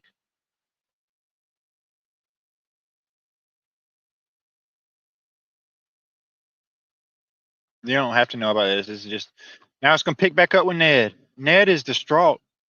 Ned is scared to death. Ned found out that he's been lied to his whole life, is what he believes now, because of this killer of spirit, this great spiritual death bringer. So here it is, night of Christmas Jubilee. He said, "Oh my God, oh my nothing. Ned, calm down. Daddy, if you don't believe in God, Satan will turn our milk sour. He'll leave us barren. It's okay, boys. Don't be scared. I mean, if there's no God, there's no Satan. So no one's in charge." Freaking out. And this picks up back where they are earlier. So there's that. So he goes past the Christmas Eve service now, and he runs into this guy. This is where things get pretty crazy. All right. Watch this. Here you have a scientist, okay, who catches Ned walking out, and he says he's going out on the submarine to go diving to look for stuff. And he invites Ned along with him. He says, "I'm having a crisis of faith." The scientist says, "Oh, well, I'm sorry." He says, "Good night." Well, the scientist says, "Wait." He says, "I'm about to take my super sub for a quick dive." So he invites him. He says, "Would you care to join me? I think it might be good for you." So he gets on the ship, or what he believes to be the submarine. Okay. And he goes into the ocean. Would you believe what he says? It almost looks like outer space, as he's looking out the same windows as you would see in a spaceship slash all those things they're taking people up into space with and showing you things. Fun fact, do you know that NASA owns the biggest pool in the whole world, in which they have an exact replica of the International Space Station sunken in the biggest pool in the world? Okay. Here's this. Well, we actually know more about space than we do our own deep sea. We know even less about why you can't tickle yourself. How do you deal with the emptiness that comes from knowing there is no God? It says, "Well, sir, I know no such thing. As scientist, I must always keep an open mind." So what he tries to do is point Ned to all the things around him that proves that God is real, right? Sounds good, right?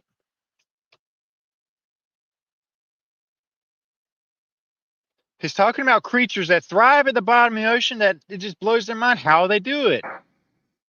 Okay, and he points to all stuff. He says, "So do you believe in God?" "I think that God is revealed in the orderly harmony of nature, yes. I don't think of him as a giant fellow with the floods and the harps and the voice of Morgan Freeman, or occasionally the other guy from The Thing. Yeah, I just wish he would talk to me. I've learned anything is possible," says the scientist. "Look at the giant, whatever creature this is. This is nuts. It acts like a single creature, but it's actually 100-foot conga line of individual organisms come together as one." This gives him a picture of I guess everybody coming together in faith. Okay. So Ned starts to get faith again in God by seeing these marvelous miracles, is what he calls them. Okay. Ultimately,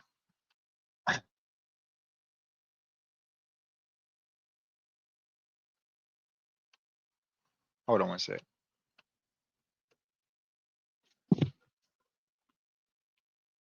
It's an honor to meet all of you. You know, more people have been to the moon than here in the Hadal Zone, is what he tells them. He's trying to scare them.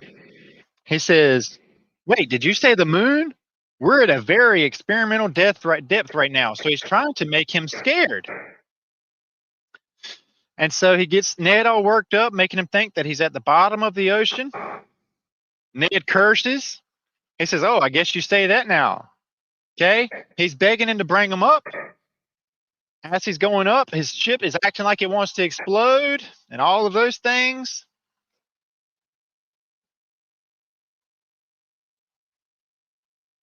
Just wait.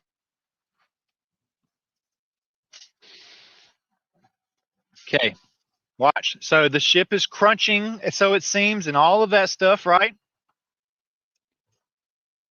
Just wait. So then the whole thing separates, right? And Ned is in the bottom. Ned is in the ocean now, but he's not very deep. He's only enough where he can swim up.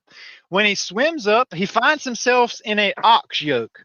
Earlier in the show, I couldn't show you all this, obviously, because of time purposes. Earlier in the show, you have Ned here speaking to Homer's daughter about her faith, and she's a Buddhist, okay? And she says that her Buddhist belief is that a miracle was described as someone being in the ocean, like there's a big, giant, vast ocean of waves crashing and crashing and crashing. But she said, wouldn't it be a miracle if something was in the ocean and it came up to take a breath, and when it did, it came up in an ox yoke, which would stop all the stuff around it, give them something to float on, okay? And also is a guide, a yoke for the ox to carry, all right? The blue ox. All right, so what happens is he actually does exactly what Simpson's daughter describes as a Buddhist miracle. So he comes up in this yoke, and he has faith again in God. And he's like, he finds out that the plow yoke was not part of the boat, that it just happens to be there by chance and a miracle and all these things. And he calls it a miracle that he had been saved, right? Now check this out. He says, I know now. I know that God is watching. I believe again. He says, well, let's get to the boat. We can't be in the water for too long. Needs you to watch something. All that sounded great, right? He says, everything is a miracle. You believe again? I sure do, Daddy. He says, so you let Jesus back into your heart? I sure did, da-da-da-da-da. But watch this. As soon as he walks away, guess who comes up out of the sea? Darren Brown. Great spiritual death comes out of here. Turns out he manipulated that whole thing. He was in a floating breakaway set. See? They staged it. They staged all of it to manipulate Ned. Here they are. Giant green screen. Okay? And all of this, which is strange when you start looking at all the astronaut footages of them supposedly going to space. How easy would it be? You need to think about this. How easy would it be to trick people on a flight that supposedly goes to space? And you know how we can make curved screens now? And glass and things like that, like just in general? How easy would it be, because you know how our technology is, to make those windows a screen and display on those screens exactly what they want you to see on said space flights to outer space / the ocean? Okay, how easy would it be to manipulate the people in that ship so they believe that the earth is a globe by putting things on the things?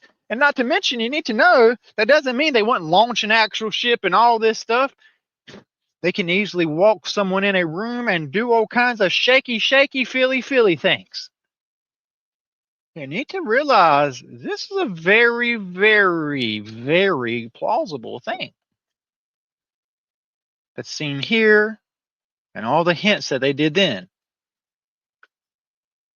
He even had the voice that was singing the motivational song, Her, outside of the ship, playing with his head, making him think he was hearing this worship music.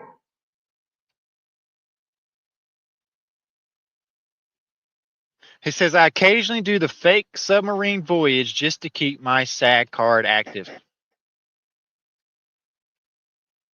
So there's that. I don't think there's really that much more. Ooh, except for at the end.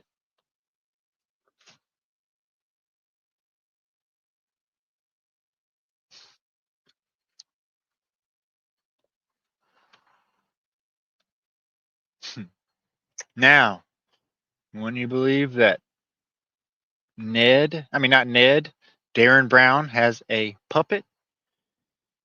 We're closing with the ultimate part. Darren Brown. Darren Brown means the great spiritual death is indeed the puppet master pulling the strings, giving power to the Antichrist in the world, the rulers of the towns and the rulers of the people. Okay? Here's your puppet master. Time is running out. Crazy. They come down. They obviously see Santa Claus isn't real. But now we're back to this. Call it wine. Don't forget the opening scenes of the movie.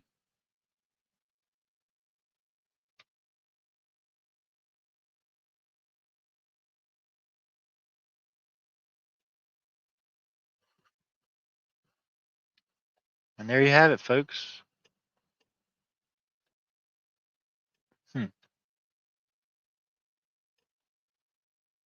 All right, let me make sure I haven't missed something. Okay, oh yeah. The last thing I want to talk about is Springfield and tying them in completely with the United States of Babylon the Great. Okay? I've already tied in our leader with being the exact same leader as this show. Okay, Mr. Burns, burning people, you're fired. And his tie-in also with Trump. Okay, and everybody else is tying. But you need to know this. Springfield, the nuclear power plant and all of that stuff. Fun fact. What country has the most nuclear power plants in the world? The United States. Not just a little bit either. The United States has the most operational nuclear reactors, which is what you see on the background there of these shows. It has the most operational nuclear reactors in the world with 94 as of May 2024. The U.S. also generates the most nuclear power, accounting for about 30% of all the world's nuclear electricity. But there's more. We also lead in this stuff. Overview of the states and their capacities. The first one, who has deployed the most warheads out of the whole world? The United States, raining down fire on the rest of the world. Okay. Well, also, we have this. Who has done more tests, nuclear tests, than anyone else in the world? United States. Russia has only done 715 tests, and we've done 1,033. That's 1,030. That's a big difference there. Okay, so I just wanted to show you some wild stuff tonight, folks. Some wild stuff tonight. There you go, Edward.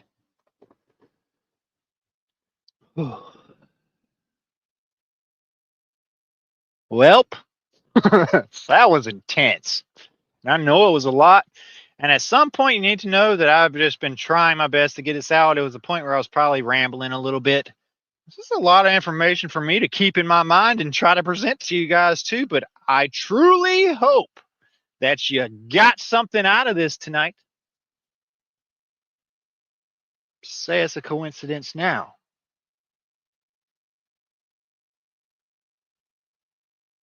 This has been incredible to me. And I wanted for those that have been like doubting some of the things I've been teaching you lately, because you got to realize 90% of the topics we talk about, nobody else in the world has even come to conclusions about yet, such as Peter, James, and John. Okay? And all of that whole rabbit hole. All right? So, another thing I really want you to really think about is this word Simpsons. The word Simpson means son of Simon. Always keep that in your mind now. Always keep in mind that Homer thing too, because that blew my mind. Homer literally means a blind man led by a guide. Blind, led by a blind guide. And it also means an ancient person. And it also crazy. So it's just a whole lot. Thanks, Chad. I believe so. Truly. What's up? Me and my wife and my kids, I'll be like, it's confirmation. It's nuts. This is incredible to me. So all right. Now let me see what else we got in some comments, because I am wrapping up here. We got a 2-hour mark. But before I do, and y'all start exiting out, hold on 1 second. If 129, as soon as I did, somebody jumped off. If 128 of you enjoyed this video tonight, all I'm asking you to do is hit one of the buttons down below, whether it's a thumbs up or a thumbs down. Both do the same thing. Also hit the share button if you want to, and then hit the subscribe button and the notification bell, and it would be awesome. Okay? Yes, ain't buying it. We do. Okay? And this is stuff you and your family can do. Remember, the Most High himself will take what the enemy uses for evil and uses it for good. Okay? What I'm doing is no different than Christ sitting with the sinners and tax collectors. I'm not sitting here absorbing this stuff in a sinful way. I'm taking this in Ezekiel chapter 33 and the mess out of it. Taking no parts in the evil of this world. Instead, I'm shining a light on it and exposing it. Ezekiel 33 calls me to be a watchman. It says for me to warn all of you, and if I don't, your blood is on my hand if I know things and you don't. Okay? It's a lot of fun. Okay? So, I see Miss M. Oh, Miss M, you should. I will be glad to pray tonight with you guys. That'll be perfectly fine with me. Okay. So we'll close with that. Before going any further, though, I do know that I want to tell you guys, I'll be going live more here coming up. Okay. We're going to be in Texas here for at least probably like maybe 2.5 weeks. Okay, because it's just kind of spread out a little bit. With that being said, I'm going to do my best to keep these videos as close as I can together, like every other day or every couple of days. But I really want you guys to understand what I have going on in the background here. Okay. I drive a lot and drive. And then when I get where I'm going, I have to park a camper. I have to jack up and stabilize the camper. I have to hook up the drain line to said camper. I have to hook up the electricity and all the water lines to the camper. I have to get it all set and ready. Then I have to set up this giant tent that I'm under right now so the mosquitoes and the heat and or cold rain won't hit me. Then I also have to get all my gear set up. And then I also have to do all the main part of my mission, which isn't videos and decodes. What I do with my life mostly is the Great Commission, like all of you should be doing. Disciples making disciples, leading people to baptism. Okay? That's where my heart is. When I'm not on this camera with you guys, I'm out chasing down people that want to get baptized. And when I'm not doing that, I'm doing all the prep. Okay? It's a lot.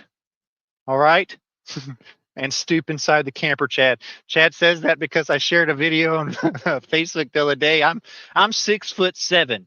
My camper is 6'5". Do the math. Something ain't happening right. Okay, it's tough. Not to mention, it don't even have the sides that open up. All we have is a 2.5 foot wide walkway that goes in and then over to the bathroom. Okay, that's it. So I'm like this the whole day. Okay, it's a lot. It's a lot. And it's hard on me and my family, but boy, oh boy, is it worth it. And that's my point. Man, do something fulfilling with your life now. Stop building up things that aren't going to be in the kingdom with you. You can sit there all day long and pour into that house, into that car, into all those things. Well, I'll tell you what me and my wife do, okay? We pour into, well, I need gas. I need to get from one point to another, and I need food. Everything that remains literally either goes to my mission over in India with John Paul, $1 a day feeds a person a day. Literally, $1 feeds one person a day. That money goes over there, whatever I have left. And each time I'm blessed, I bless someone. And the next thing you know, lo and behold, I'm right back with what I've given. And that's just how it is, okay? You guys got to understand. You have such a big responsibility that you could be doing way different than what you're doing with your life. Step out in faith and start speaking up. If you're going to stick with the job you have, let that job also be a job for the kingdom. At your job. Okay? Please. Imagine if there was like 8 people that go and drive around doing baptistry road trips. Be awesome. It needs to happen. Anyway, that's my spiel on that. I'm really passionate about missionary work because we're all called to do the Great Commission. So mission work is my life, and I really hope to start a zealousness in your life as well, so that you too will be on fire for the kingdom. So anyway, I think that I'm going to wrap it up. So if you're with me now and you're at your homes and things like that, I'm going to encourage you. And I tell people this all the time. When I was in India, I picked up on this. It was the most incredible thing I've ever experienced in my life. Okay. I learned what true prayer was and what it's like to watch people pray. Over here in America, we have a blind guide standing up behind a pulpit of a 501c3 with a Roman obelisk steeple on top. And he prays for the whole congregation as they stand there twiddling their thumbs, holding hands with the girls and the guys beside them, and texting and planning their supper and their meals and stuff like that. Well, they got one guy up there praying for everyone. I had never seen that in the Bible. Here's what I see. When I went to India, and I would gather like 250 to 700 people at a time, I start praying, and they start praying. Have you guys ever heard 250 to 700 voices praying at the same time, different prayers? You guys like, that would drive me crazy. No, it won't. It'll blow your mind. It was the most amazing thing I've ever experienced in my life, and it completely changed everything. Everything. When I start praying, you start praying. Don't just make me pray for you or anything like that. No, let's all pray for each other. You guys like, well, I'm at Walmart listening on my phone. Well, stop in Walmart, because if you're afraid to confess him before man, he's not going to confess you before your Father. Don't be scared to pray out loud and say scriptures out loud and talk about Christ. You guys like, well, I'm at my sister's house and she don't believe like I do.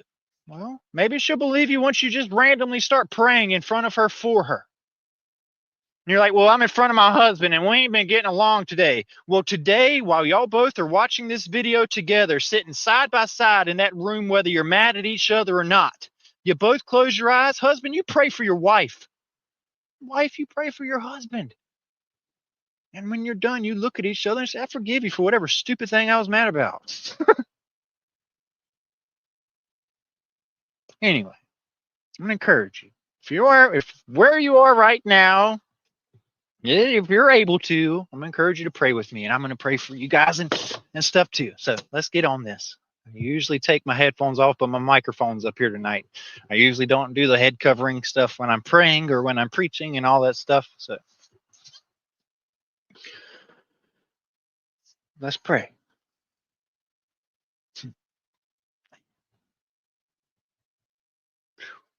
Father, thank you so much for every single moment of my life. All the rough stuff, all the bad stuff that has led to this good stuff. Thank you for getting me through it. Thank you for pulling me out of darkness and setting me into your marvelous light, shining through your sun. Father, I thank you so much for this ministry that you've placed in my life. There's so many times, Father, I just don't feel worthy. But in those moments, Father, you encourage me, you pick me up, and you continue moving forward. So, Father, I ask that you continue moving this mission forward to serve your purpose if you're willing, and if not, I'll stop right now. Father, I pray that everything that has been said and done in this ministry serves you and brings you glory. And if not, Father, let it be erased. Father, I also pray for those listening. Father, if drops of words has led them astray in any way or made confusion happen in their life, Father, I pray that you put a light in their life right now, Father, that'll truly help them understand things as well. Correct the things that I may have done or said wrong, Father. You be their God just as you have been mine. Father, I also thank you so much for allowing us to have a little bit more time here. Although I truly look forward to being with you. Thank you so much for giving that one person a little bit longer to be ministered to. Father, as bad as I want everything to be over, I see your mercy even now in the way that you still wait patiently. And yet we sit here doing the things that we do.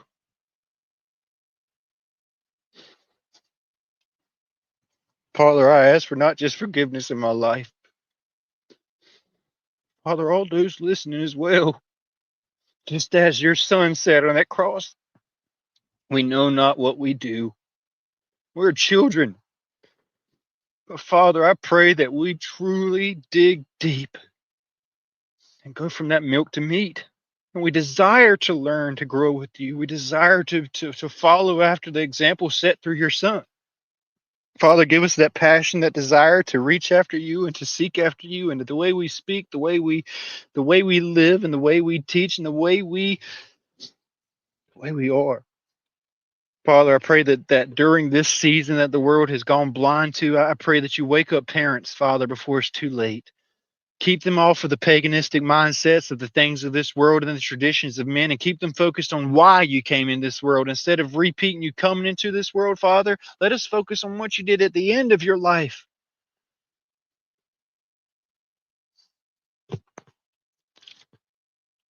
Father, if we only celebrated your gift you give us, the way that everybody's celebrating your birth, things will be different. Fix our minds and fix our hearts, Father. You tell us that in these days there will be that increase in knowledge and wisdom and understanding, and I feel it, Father. But I also pray for mercy on those that are not hearing these things right now and not seeing these things right now, Father. I pray you truly open their eyes and open their ears the way you have done so many. Use us as a remnant to be your voice during this time, not for our glory, but for yours. Let every voice that speaks speak your holiness.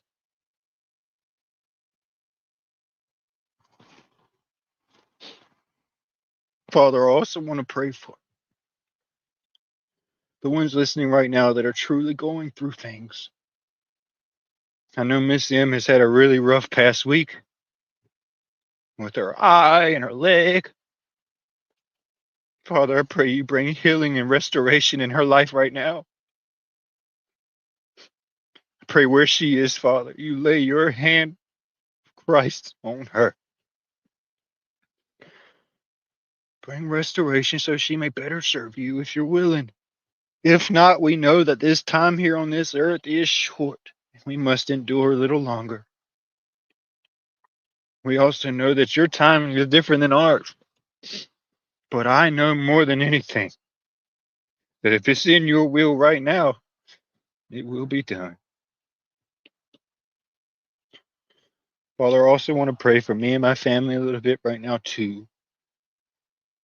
There's been times throughout this trip, Father, where I've wanted to pack up everything I have and go home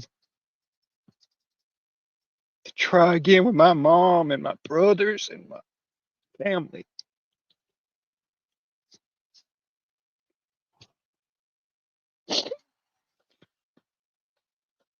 But I'm keeping on going for you, Father. Not because it saves me, but because it brings you glory. Use me, Father, and continue to help my wife be strong and continue to push forward. Be with my son and let every example set in front of him be good. Pray for your protection over my sweet baby girl, too, Father. I know you give and you take away. Please keep your hand of protection over that baby girl. And I'll do every bit of my part too. Pray as things get closer. Just as you have done with me time and time again, I pray that you give us a voice that speaks in a way in which the enemy cannot resist during these times. I pray that you give us a boldness and a zealousness to stand up to Baal and those prophets that are around, those false ones. Father, just as you did with Elijah. Father, I pray you instill in us your commandments, Father, not because it's any of that saves us, but because it's our way of loving you. I pray you instill your commandments in our life just as you did with Moses.